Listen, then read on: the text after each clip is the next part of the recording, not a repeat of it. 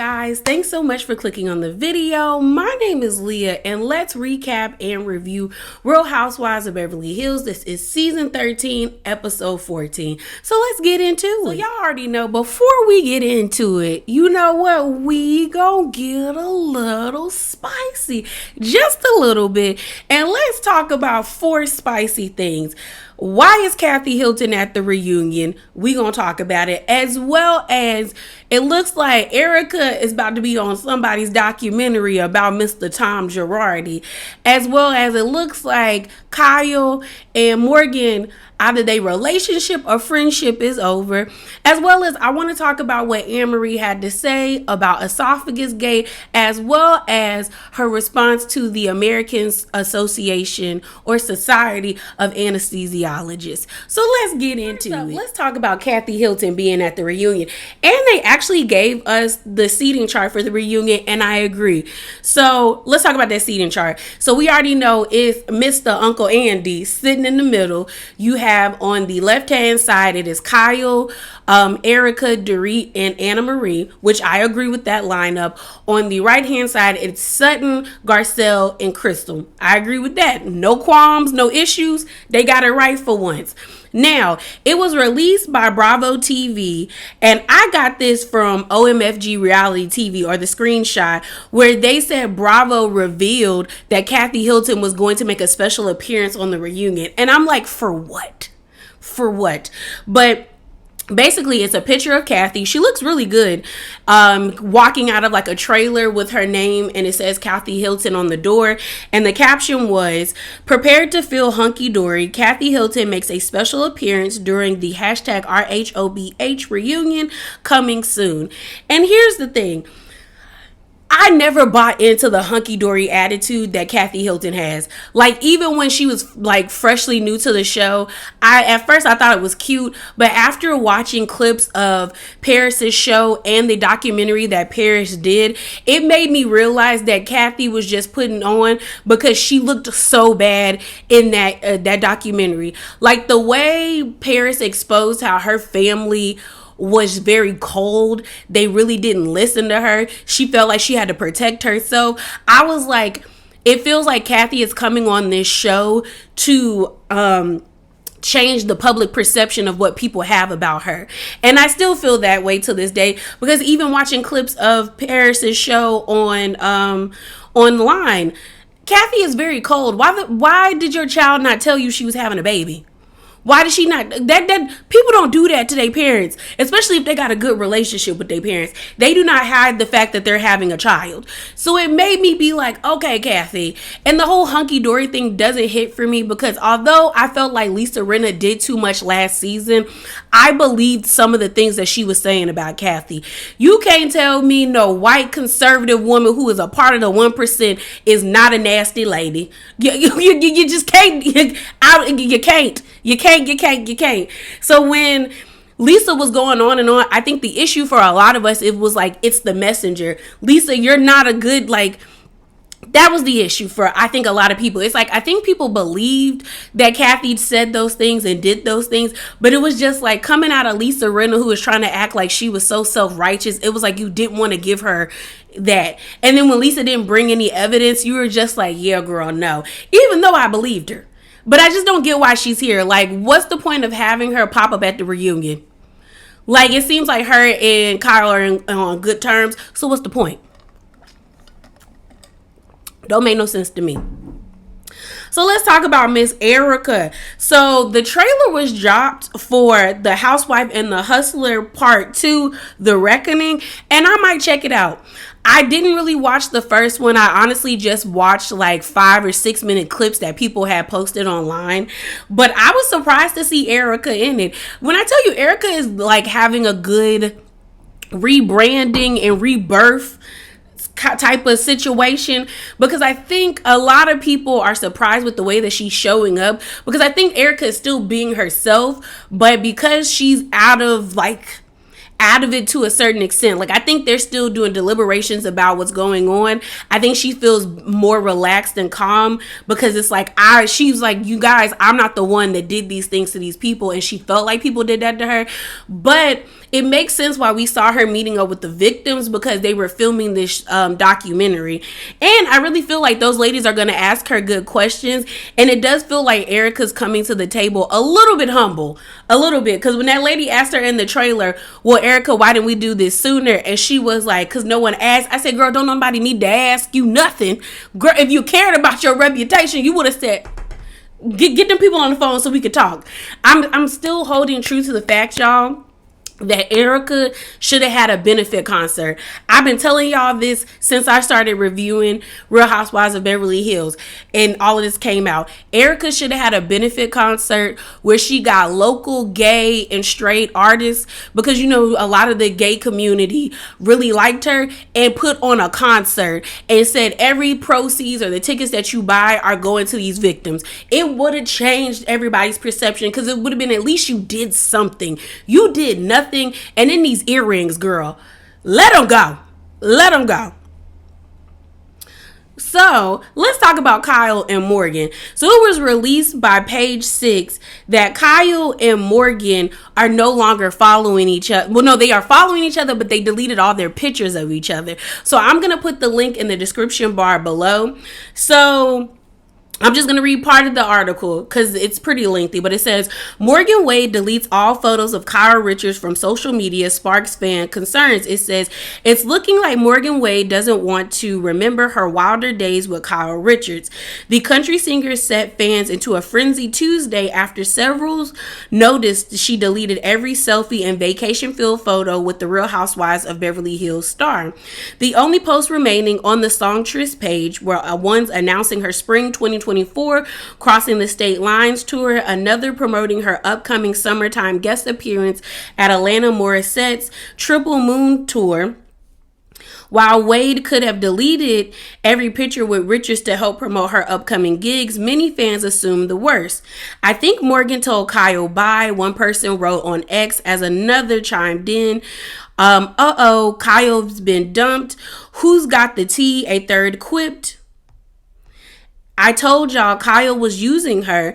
Now she's done with her, and Morgan was probably figured it out, a fourth added. Page 6 took a look at Richard's Instagram page Tuesday and noticed also she deleted every recent picture she had with Wade. The last remaining photo of them together was posted on August 2023. The images were taken in late July when Richards attended Wade's Aspen, Colorado concert. At this time, the duo still followed each other on social media. Rep from Richards 55, Wade 29 weren't immediately available for a comment. So that's what Page 6 had to say. And again, the link for this article will be below. So here's my thoughts. So y'all know I've been going back and forth on whether or not they together, like as in like, you know, a couple or friends.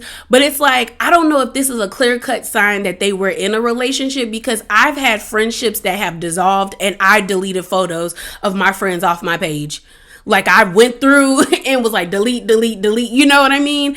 After the friendship has fizzled out. So I don't think this is like a clear indication that they're no longer like together, but it is kind of weird in a sense that they deleted all of this stuff. And it does lend kind of to the narrative that I was thinking that maybe Kyle was using Morgan. I don't know if she was using her in the sense of having a storyline like a lot of people say, or if she was truly using her, to me, as a way to cope with the loss of her friend. I think it's more so that, like, your best friend, someone that you've known since you were 7 years old, unfortunately takes their own life. You are racked with guilt because it's like, I'm here, she's not. Why didn't I see the signs? Why didn't I save her? You do a 180 to change your life, like you're getting more healthy, you're not drinking. Then you meet this girl who's also a recovering alcoholic, and like for some reason I felt like maybe Morgan reminded Kyle of her friend, that she latched on to her, because the energy that Kyle was giving to Morgan was kind of like a mix between, I have a crush on you, but also you remind me of my friend. And maybe, I don't know, maybe Kyle had a crush on, her friend that passed away, but I think there was more to it than just like, oh, I'm trying to live my lesbian fantasy. You know what I mean? And we're not going to act like Kyle hasn't been playing into it, but yeah, I am interested to know, like, why y'all stop? Why you take the pictures down? Did y'all have a fight? Like, what happened? Like, what happened, Kyle? Let me know. So the last thing we're going to talk about, and this is a pretty long, spicy corner, is Miss Anna Marie. So Anna Marie was on Watch What Happens Live last night, and she was asked a question about esophagus gate and how she feels. And she was actually really apologetic. Like, she was just like, you know what? My bad. Like, I'm sorry. Like, I should have never brought it up. She was like, me and Sutton, we talked about it ad nauseum at the what's it called, y'all? At the reunion, because they just filmed the reunion. And she was just like, it was a lot. It was a lot. But what I do find interesting is her response to the American Society or Association to Anesthesiologists. So I'm going to play that. Nice to see you and Crystal come together, albeit, through a bad circumstance. Yeah. But that was ironic, and it also must have made you feel good that you two could. Yeah, it was, the irony of it was really crazy, but honestly, I was almost like honored that Crystal felt like she could be vulnerable with me, and I was so happy that I could be there for her. As you've seen all the esophagus stuff play out, what would you like to say about it? Because I know you had a lot we shot the reunion last week. You had a lot to say about it. Give it to me in a nutshell, because it was the number one question we got for you. Yeah. Do you agree it was none of your business? What do you think? All of the above. Number one, I never want to hear the word esophagus again. Okay, good. You and me both. Number two, it was none of my business. I should never have asked about it. I'm sincerely sorry to Sutton, and I've apologized to her. We're in a better place now, but honestly, never want to hear that word again. Did you introduce yourself as an anesthesiologist to Crystal? No, as she says. No, that is Crystal's storyline. That is not correct. I introduced myself to Crystal as a CRNA. She's like, or I said nurse anesthetist, and she's like, had a puzzled look on her face, and I said, I do anesthesia. And then she said, oh, my sister's an anesthesiologist. And I said, oh, great, I'm a CRNA. She'll know what that means. Because unless people are in healthcare and they have heard of a nurse anesthetist before, they're definitely not going to know what the acronym means. So that's what happened, and Crystal just wanted to take it a different way. Teen naturally wants to know how you felt when the American Society of Anesthesiologists sent out that shady post that was aimed at you. So initially, I thought it was fake. I thought that was a fake account. Right. Because I was like, there's no way an actual professional association would get involved in this. Yes. So, and but my association, the American Association of Nurse Anesthesiology, backs me 100%. And, there are things like behind the scenes, like the ASA, they don't love CRNAs. So they don't love the fact that I'm a CRNA that's on a reality show. I'm bringing a lot of awareness and a lot of advocacy to CRNAs. And there's people all the time now that are like, I had never heard of a CRNA before you. And they don't like that. Guess what? Then they just gave it even more attention. Exactly. Yeah, so they did. That was Crystal on Watch What Happens Live. I decided to play the clip also about esophagus gate, mainly because I feel like what Anna Marie said at the end about her interaction with Crystal, I actually believe it. And I know a lot of us feel like she's a liar. I get it. She hasn't shown herself in the best light. But this part of the conversation, I was like, I can see that happening. Where it's like, you don't know what someone's talking about, and then they're like, oh no, I'm a CRNA, I'm a nurse anesthetist, and Crystal being like, I've never heard of that, and then hers being like, oh, my sister's an anesthesiologist. I can see that, because Anna Marie is pretty adamant about saying, like, I did not call myself a doctor. So yeah, and I still got my good eye on Crystal.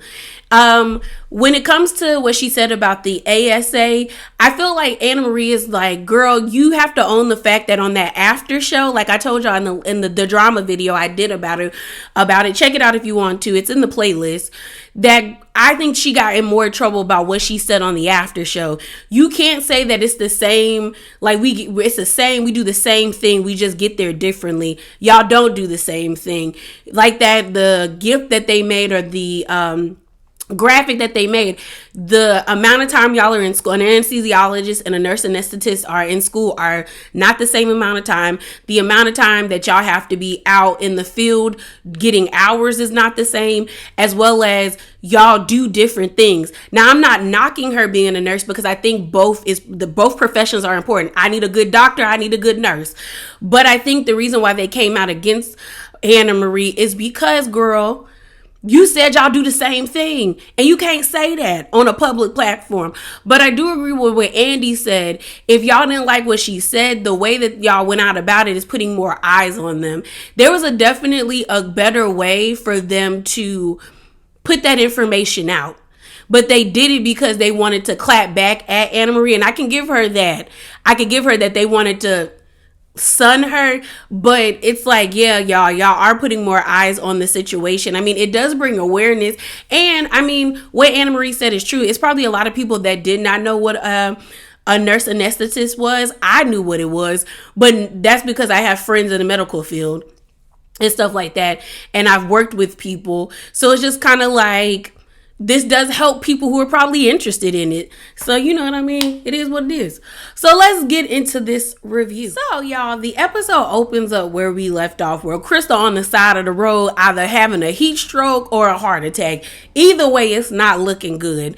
You have Anna Marie doing her job. She's like, check the pressure. She telling Crystal, don't freak out. They lay her in one of the vans, and she was like, Anna Marie said, like, this is not eat some saltine crackers and ginger ale type of energy, like what Crystal is going through. Like, I feel like something is genuinely wrong. She brings up about how it's ironic that her and Crystal had gotten into it about her profession, to now she's taking care of her. But I was like, that's what you're supposed to do, lady. Even if you don't like the person, you took an oath. And so we see that production, I guess they were the ones that called the ambulance. So the ambulance, would they be considered, do they consider them EMTs over there too? Either way, the people that work for the, I think they're EMTs, they walked up and they were like, hey, come to the ambulance. And we find out that Crystal's pressure is way too high and it's giving stroke energy. So they take her pressure, and hers is 177 over 108, and normal blood pressure is 120 over 80. So there's definitely something wrong with her. She's freaking out and crying, and it's understandable. Some of the ladies were trying to go with her, but I remember the captions, I think a producer said, no, Gavin's gonna go with her. So I guess that was probably another production or another assistant, or maybe Crystal's PA. So they go with her to the hospital. Actually, where they stopped in front of, on the side of the road, there was actually like a roadside church. So they decide to walk in, which I was like, I don't know how I feel about that. Because, and maybe that's just because, like, here in America, we don't have those types of churches. Or it might just be because I didn't practice, is it, like, I'm not a Catholic. Like, my family was raised Baptist. And people just not walking up into people's churches unless it's, like, a Wednesday for Bible study or it's Sunday and it's church. Like, it's just like the doors aren't just open. But I guess in Spain that is like a common practice, like and people go pray, light candles and things of that nature. And while everything was going on, Erica was like in the church praying for Crystal and praying for them and praying for herself and lighting a candle and stuff like that. We find out that Dorit practiced Judaism. Is that how you say it? Judaism? Or Jewish? I be getting confused. But she said in their faith, they do not, they don't pray in church. But Sutton was like, let's just set some intentions. So they all to go into the church. And, we see some of them pray, some of them light candles. Sutton says going to church helps her get closer to God, as well as getting closer to her father, because she believes her father is still watching over her. She talks about how in the Catholic faith, they believe that if you do take your own life, you're going to, hell. I'm with Sutton. I don't believe that. I wasn't raised that way either. I'm Baptist. My family was raised Baptist. And even if I was raised Catholic or I practice, I wouldn't think that either. Like, I don't believe the Lord, God, Jesus, or whoever, watching over us would just cast people out in the hell because they took themselves out. Especially if they've been watching over and seeing the hell you've been going through on earth. I really don't think they would do that to you. I just don't believe that. I don't believe the Lord would do that to people, or God, or Jesus. So the ladies pray for her. Erica was being unserious for a minute. I said, Erica, shut up. Let people have these moments. So we see everybody pray for Crystal. But then some of the ladies leave, and it's just Kyle and Sutton in the church together. And Sutton talks about how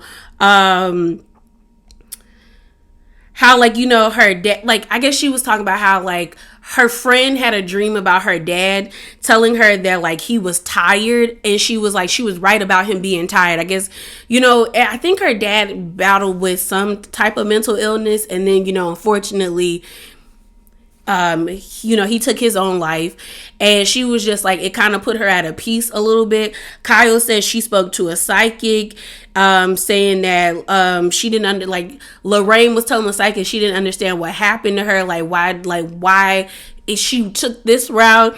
And then Sutton was like, you can't do that, Kyle, because there's like a lot of questions you're not going to get answers to. You just have to try your best to be at peace. And then, you know, Sutton apologizes for not being a better friend, and then Kyle says, you've been a good friend, it's okay. And they just had a real moment. I think, yeah, they just had a real moment. Like, that's a lot. Like, I understand Kyle going through it. Like, if my best friend that I've been friends with since I was 7 decided to take their own life, and I didn't know what they were battling, I would be mad at myself. I would be angry. I'd be hurt. I'd be trying to figure out why they didn't tell me. Why couldn't they come and tell me? Did they feel like I would judge them? Like, it's so many things going on in your head. And then it's like, you also are like, why didn't I see the signs? Why didn't they know, like, I would be there for them no matter what? And then for Sutton, it's like, it's your parent. You want, like, yes, your parents are supposed to go before you, but they're supposed to die in they sleep, okay, peacefully, not by taking their own life. And that has to be a lot. And then we also know that in Sutton's family, they never talked about it. They just let it happen and moved on. And it's like, dang, y'all ain't want to talk about it. And I mean, that's a hard thing to talk about, because it also doesn't seem like Sutton and her dad and her mom had, like, her parents had the best relationships. It seemed like maybe because you know, back then people did not talk about having mental illness. Like, they act like it was nothing, and was just putting people up in psychiatric hospitals, letting them people do God knows what to them, horrible things to them people, and just acted like they didn't exist. So I think that time period to now, that's a lot. That's a lot to have. After they leave the church, they all pile into the vans or the sprinters, and they come upon this outlet mall, because that's basically what it was, just in beautiful architecture. So they have, like, the tour guide, in front, he's strumming the guitar. He was singing off key, but you know, it's the experience, you know what I mean? So they get there. He actually takes them to a restaurant. They do see that really beautiful, the picture that's always shown with the umbrellas on the top. It was really lovely. And so they get to this restaurant. While they're sitting down at the restaurant, they get a call from Crystal, or they FaceTime Crystal, and she's masked up in a hospital bed. And basically, she's telling them that they did give her some medication to, like, lower her blood pressure, and that it was prescribed. Later on, we find out in the episode that I guess she connected her doctor, or Rob, her husband, called to connect their doctor to these people, and that's how they found out that she does have a history of, like, high blood pressure, and that's basically what was happening, that she was, I don't know, damn near at a stroke. I don't know, because that's pretty high. So they sit down. Anna Marie gets a call from what's her name? From her kids. She calling her husband daddy. They is rolling at the table. I don't know how y'all be calling these dudes daddy. I don't know how Heavenly does it on Married to Medicine. I don't know how to, because I have a daddy. Like, me and my dad are like, that's my homie. You know what I'm saying?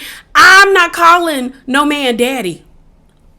Like, it's a lot of Electra and Oedipus complexes going on, and I don't like it. Now, it's gross to me. I don't even like when boys be like, hey, mommy, stop. I'm not your mother. And I know it means different things in different cultures. It don't hit for me.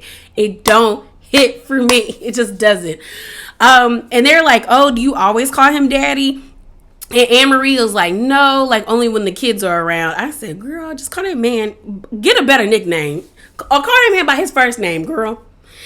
But they're sitting down at the table. They all cheers and like, you know, like as we hope Crystal is going to get better. And while they're at the table, because they're in such a good mood, Garcelle decides to bring up what happened at Taco Tuesday about, you know, Dorit calling her, saying that Dorit saying that Garcelle was attacking her, and then bringing up their conversation at the when they met up like 3 weeks after that, or, you know, 3 weeks ago, where Dorit says she feels like, no, Garcelle said that she feels Dorit has like, you know, unconscious Karenisms, you know. And so Dorit was like, I feel like you have, what's the word? What's she trying to say? She was like, I feel like you live in this bubble, this perfect bubble that's very curated, and you don't understand the plight of others. That is what Dorit is saying to, that's what Garcelle is saying to Dorit. And Dorit is like, I think there's a misconception with you thinking that that's how I was raised, but that's not true. We find out that her family immigrated from over here from overseas, that like they were met with a lot of like racial slurs as well as tension, like, you know, people discrimination and stuff. And so she was like, I have an understanding that you probably don't understand, but I'm not just this privileged girl. So Garcelle was like, thank you for sharing that with me. She was like, I want to get to know y'all more. She just like, and Garcelle says, but sometimes there's certain things that y'all say that do make me go, that hit me in a certain way. And I think that happens a lot in like interracial friend groups, like especially if you're like the only Black person there. Like, there's certain things that people will say to you from another racial group that they might not necessarily deem it as it being like a microaggression or a macroaggression. And they could be doing it unconsciously, because we do live in a society that teaches us that one race is better than all of us. So it's like you could have that and not really know it. It takes a lot of like how Whitney says, like she was like, I know we live in a white supremacist society, or I have white privilege. She's like, I have to unpack that. It takes a lot for you to acknowledge that and unpack it and do better. And at this table, a lot of them haven't been met with that, so they don't have to do that. So I do think having Garcelle around is making them kind of be like, oh, maybe, like I got to switch up how I talk. But I do understand some people feeling like Garcelle is always using the race card, and that they're like, well, you came into this group knowing that you were going to be the only one. So I can see the argument on both sides, but I'm kind of in the middle, where I do feel like at times Garcelle is kind of like, girl, you did know you were coming in this group with these women, so you should have been prepared for them to be talking out the sides of their neck to you and not understanding how that would hit you, but also being like, y'all are in y'all 50s and 40s, like, you know the world in which you live in. It's time for you to try and learn to unpack the things that you held on to that can be detrimental to other people's community. But they end up embracing each other, Dorit and Garcelle, and being like, you know what, this feels right, so we can move on. So as they're walking around after eating, and Erica is drinking a lot, they decide, also, Erica is really upset that the ladies did not like really apologize to her about her being able to keep her $75,000 earrings. And they showed the the caption of the news article that says Erica Jane wins appeal over 750K earrings after her diamonds were auctioned off to repay the victims of Tom Dorothy's fraud. What will happen next? And I'm kind of like, Erica, that's because they still, even though the courts say that, they still don't agree, sis. And they're not sorry for what they said to you, because they all feel the same way, that you should have gave them things up, whether the court said it was okay or not. Because at the end of the day, y'all were stealing from people that needed the money the most. Like, I'm like, girl, what did you expect from them? Like, you really expected them to, like, apologize to you and be like, oh, you were so right. They were not going to do that, Erica. I wouldn't even do that if I was them. Because I'd have been like, okay, I don't agree. And then, like, girl, get over it. Get over it, Erica. So they leave. Sutton is telling them, like, we got to get home because my friends are coming over. We find out that Sutton's best friend Trevor is he moved from America to Spain, and she hasn't seen him in years, and she invited him over to the house so they could get together and catch up. And he's also bringing friends, so she's like, okay, we can't be late. It takes us forever in this group to get ready, so all of y'all got to come on. We can't go shopping. And they're like, girl, you are not gonna take us to Spain and not think we ain't gonna shop. Kyle's first comment when they got into the little outlet section was, Donde Hermes? Where's the Hermes store, girl? Where it at? Where it be, you know? And so they pretty much go into like a tourist shop where they have these really beautiful, pretty fans. Dorit ends up getting like 7 of them. I was like, you didn't need to get 7. Out of the 7 that were shown, probably 2 of them were really cute, where I was like, oh yeah, I would have got it. Kyle over here trying on rings, buying shawls. She buys a ring that she can't even fit. So I was like, what was the purpose of this? Is this for Portia, the baby? Is this for the daughter? Because what's the point? Like, legit, what was the point of like doing all of that? So Anne-Marie, Garcelle, and Erica walk past, and Garcelle's like, girl, I want to go to the jewelry store. They get to the jewelry store. She tries to buy this necklace, but I guess she didn't have they didn't want to give it to her because she didn't have a credit card. She had cash, but she didn't have a credit card. So, what's her name? Erica paid for it. Now, I didn't like the optics of that because I'm like, Garcelle, people are already saying you the poorest one on here. I don't like it, girl. Where was the credit card? Where's the credit card now? But I'm happy that Erica was able to buy it for her. So they finally get home. They're all getting ready. Erica is drinking more as she's getting ready. And we see Kyle contacting Mauricio. They're FaceTiming, but the screen is black. Now, normally when the screen is black and they won't turn that light on, that normally lets you know that either somebody is in the car with them or they pulling up to some place they don't need to be. But I don't know about this situation. It definitely looked like he was pulling up to the house because she was asking him all the questions and he was answering them. Normally they stutter. And he's like, oh, I just pulled up. I'm trying to get in. And then his camera went out. So that to me makes me feel like he genuinely was going to the house. But we already know that they having issues. They're already premiering, like previewing what we're about to see in the next episodes where she's talking about their actual issues in their relationship. So we probably might get the real tea of why they having problems, why they beefing. So we finally meet Trevor. He brings a nice, cool group of friends. It was nice. It was a nice vibe. He loves him some Sutton and Sutton loves him.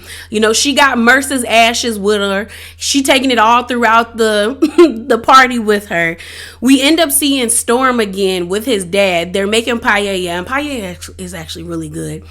And he was talking about adding squid and monkfish. I said, ooh, that probably is delicious. They had that big, I don't know what you call it, like where people cook a lot of dishes. Ugh, it looks so good. Garcelle is fiending over the daddy and the son, but I was like, the daddy is probably your speed, sis.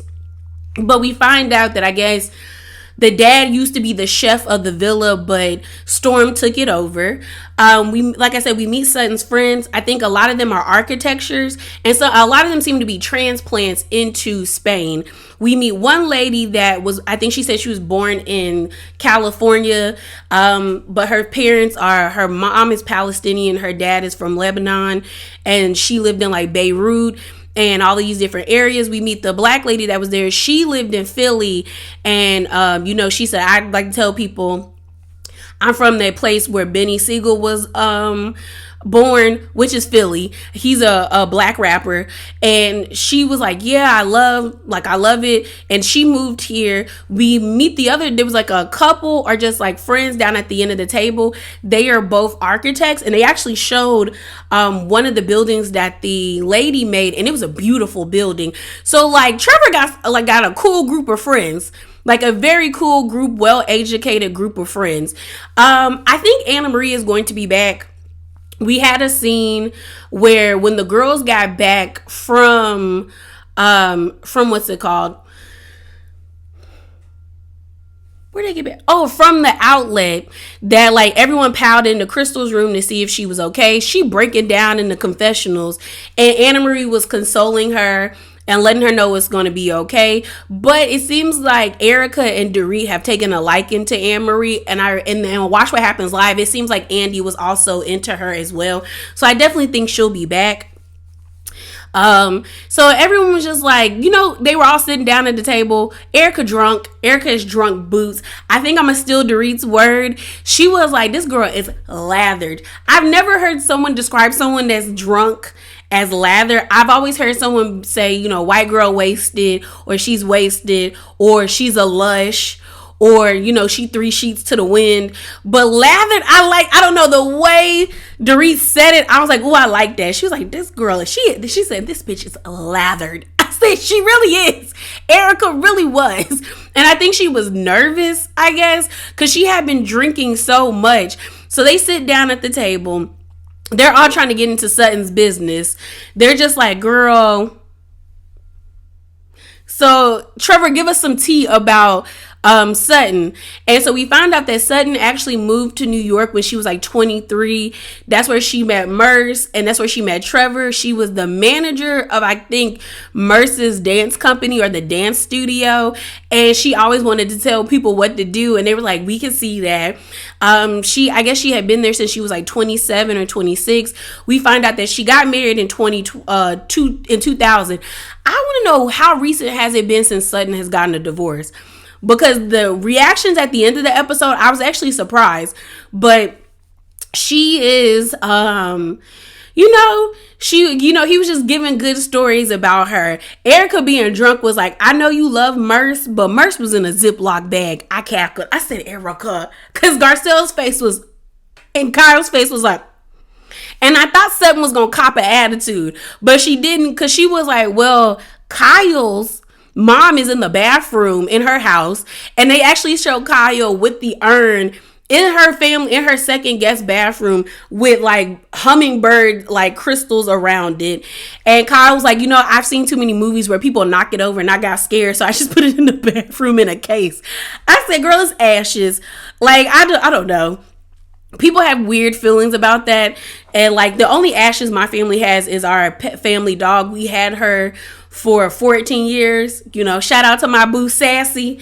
R.I.P. girl. She was, ooh, that's how so I get because it was weird when my dad brought them home and for me to see her in the box that they had her in. But like, I get it. The vibes is vibing. But like Sutton said, they do keep them in a bag. Like, even if you get like pet ashes, they're in a bag and they're just rolled up. But they're like, you could have put it in a silk pouch. I'm like, I think it's better to have the ashes in a Ziploc bag that you have in a case versus the way we saw Sai on Real Housewives of New York had her mama in a Walmart bag. Like, at least it was in a Ziploc bag. I don't know. Mess. So, Erica was trying to talk trash about Brooklyn, like Brooklyn ain't expensive. But it was just nice to get some of Sutton's history. Dorit tried to shade Sutton, talking about Sutton likes to act like she's this ultra, she's been wealthy all her life. I said, Dorit, it don't matter. She wealthy now. The lady getting $300K a month. That is wealth. Okay. But I always thought Sutton got married to her husband right out of high school. So to find out that she didn't get married till she was like maybe like 30 or like 28 or 29, because we find out that she met her husband Christopher when she was like 14. But I guess, they didn't get married till they were until 2000. So that's crazy to me, but it makes sense why Sutton was like, I was very independent, I was full of life. Then you got married and you got reduced to just being a stay-at-home mom with no power. So yeah. But they had a beautiful dinner. Erica showed how worldly she was. She said, I got a high school education, but I was married to Tom Girardi. I was around a lot of people that were very smart and well educated. Because the way she was talking, I said, come on, Erica. I was like, come on. Like Garcelle said, who are you? Who are you? That's how Erica is a hustler, because certain people wouldn't pick that up. Certain housewives wouldn't want to have that knowledge or listen to it. But the fact that she listened to it and probably did her own research says a lot about Erica. So the people leave. We see this really beautiful scene with Trevor and Sutton where he just says, you really have like stepped into your own. Like, that's why I always called you a lady. And it was just like, it was a really sweet scene. Like, I was like, that's how people have like, that's a real friendship, that he was just like, you really have come into your, and like, he was so proud of her. It was sweet. So we see the girls. Erica is, like I said, the girl is lathered. She is drunk on the Garcelle's bag. Kyle looking for chocolate. They just having a good time. So it's the next morning, and you see Sutton with these like leis, and I guess they are the national flower of Spain. And she was giving them to all the ladies because, like, you know, you're supposed to, like, when you release whatever you need to release, you throw it in the ocean and it carries it away. You know, we've seen that they do it a lot in Hawaii. It's a very beautiful ceremony. And they're going to dump Merce's ashes, you know, in the water. And so she's getting ready, but she starts to get emotional. And she was like, I don't know why I'm, like, losing it already. Like, this is... like, I don't get it. And so Kyle goes to see what she's doing, and Kyle's like, why are we crying? And she was like, girl, I don't know. And then Sutton says, this is a lot for me. She was like, you know, my dad is wrapped up into this, my marriage is wrapped up into this. She was like, you know, Merce was the first person to call me after her dad passed away. She was like, the three most important men in my life were my dad, Trevor, and Merce. And, like, you know, I lost some of my dad's ashes. You know, eventually, I, like, you know, before we scattered them, you know, I think her and her siblings got a piece of it, but then she was like, I moved so much, I lost them. She was also like, you know, I'm getting rid of my marriage. She was like, I was so angry. And we find out that Sutton, before her, what's it called? She wanted her marriage to work out. She said, I asked my husband if we could separate and then go to counseling together as we were separated. And then when they separated, he was calling her, telling her he filing for divorce and she needed to lawyer up. And she was like, I was so angry. And then, you know, he's moving here. It's just, Sutton is just racked with a lot of emotions right now. She's like, I'm over here, I'm overseas, possibly in the area that he's planning to move. I think she said London. Her ex-husband, Chris, is moving to London. She was like, I'm dumping this man's ass. And that's probably, you know what, it's probably why she held on to them for so long, is because she lost her dad's, like, pieces of her dad's ashes to now she was gifted this person's ashes. And it's like, I need to make sure I hold on to him because I didn't hold on to the other ones. So that's a lot. That's a lot. And Sutton got a lot going on. I thought the episode was actually really nice. I actually liked seeing Trevor's and Sutton's friendship because it was a genuine friendship. You know, I actually like learning more about Sutton, you know, finding out that she moved to New York when she was 23. Like, she said, like, I need to be that 23-year-old that, like, was very confident and had no fear. Now that I'm 52, like, she's like, I got to put my big girl panties on. And this is what I like about Housewives. Like, this episode, and even Miami, because Miami's episode was good. It's like, it felt real. It felt genuine. Like, there was real moments, and it felt cohesive. Like, this is what I want for Potomac, but we never gonna get that. But this just felt good. Like, it felt like a good episode to me. So that's it, y'all. That is it. That's all. Remember to be bravely authentic. Definitely hop down in the comments below and give me your thoughts. Give me a thumbs up if you liked the video, and subscribe if you liked the video, y'all. And I'm out, y'all. Deuces.